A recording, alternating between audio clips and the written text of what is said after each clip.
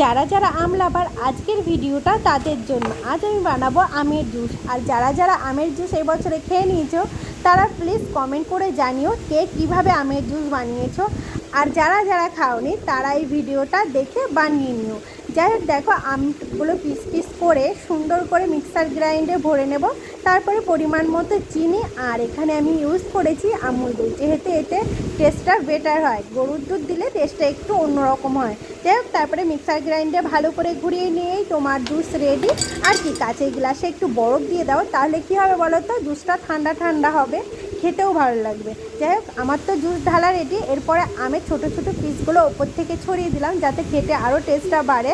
আর দাঁড়াও, আমার তো আমের জুস রেডি, কে কোথা থেকে দেখছো আজও প্লিজ কমেন্ট করে জানিও। যাই হোক, আমি আমের জুস তৈরি করেছি, আমি নিশ্চয়ই খেয়ে বলবো না কেমন হয়েছে, তার জন্য আমি দেবো অন্য কাউকে, আবার আমার হাজব্যান্ডকে। যাই হোক, আমার হাজব্যান্ড কিন্তু রিভিউটা ভালোই দিই।